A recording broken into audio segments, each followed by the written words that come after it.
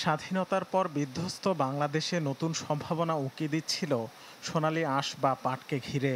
কিন্তু ৫৪ বছর পর যেন একরকম মেরে ফেলা হয়েছে সেই সম্ভাবনাকে।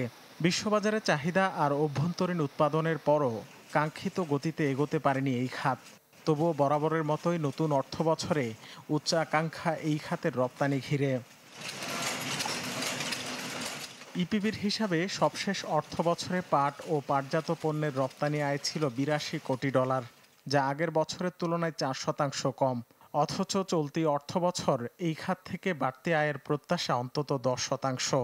রপ্তানিকারকদের মতে বড় চ্যালেঞ্জ ক্রেতা আকর্ষণ। এক্ষেত্রে মূল্য সংযোজনী পণ্যে সক্ষমতা বৃদ্ধির বিকল্প দেখছেন না তিনি। যারা হ্যান্ডমেড প্রোডাক্ট বা সেমি হ্যান্ডমেড প্রোডাক্ট তৈরি করে ইন্টারন্যাশনাল মার্কেটে ইতিমধ্যে রপ্তানি করছে, বড় বিনিয়োগের মাধ্যমে তাদের প্রোডাক্টিভিটি কীভাবে বাড়ানো যায়, তাদের স্কেলটাকে কীভাবে এনলার্জ করা যায় এবং বিশেষ করে মার্কেটটাকে ডেভেলপ করার ক্ষেত্রে যে একটা বড় বিনিয়োগ করতে হয় ইন্ডিভিজুয়ালি, সরকার কীভাবে সেখানে সহযোগিতা করতে পারে।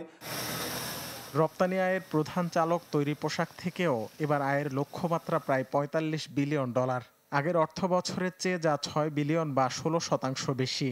উদ্যোক্তারা বলছেন, অনুকূল পরিবেশ নিশ্চিত না করে গতানুগতিকভাবে লক্ষ্যমাত্রা নির্ধারণ করেছে বাণিজ্য মন্ত্রণালয়।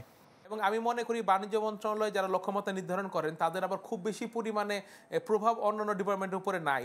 যে লক্ষ্যমাত্রা অ্যাচিভ করতে গেলে কি কি করতে হবে সেটা তারা সুপারিশ দিচ্ছেন, নিয়মিত তারা সুপারিশ দিচ্ছেন, তারা যে দিচ্ছেন না তা না, কিন্তু সেগুলো বাস্তবায়ন করার জন্য যে সর্বোচ্চ পর্যায়ে যে চেষ্টাটা দরকার সেখানে ঘাটতি রয়েছে। বাংলাদেশের বিশেষজ্ঞদের মতে ভূরাজনৈতিক কারণে একরকম ঝুঁকিতে বিশ্ববাজার।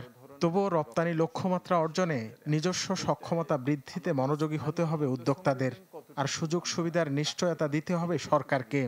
গ্রস রপ্তানি তো একটা আছে, কিন্তু আমরা আমাদের ভ্যালু এডিশনটা ডোমেস্টিক কতটুকু করতে পারছি এটা দিয়েই কিন্তু নির্ধারিত হবে যে আমাদের রিজার্ভে আমাদের কতটুকু আমরা যোগ করতে পারবো, আমাদের এখানে কর্মসংস্থান কতটুকু করতে পারবো। এটা কিন্তু আমাদের স্থানীয় মূল্য সংযোজনের উপরে বেশি নির্ভরশীল।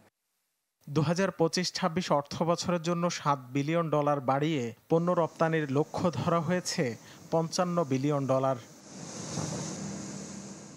রাকিব হোসেন, চ্যানেল 24, ঢাকা।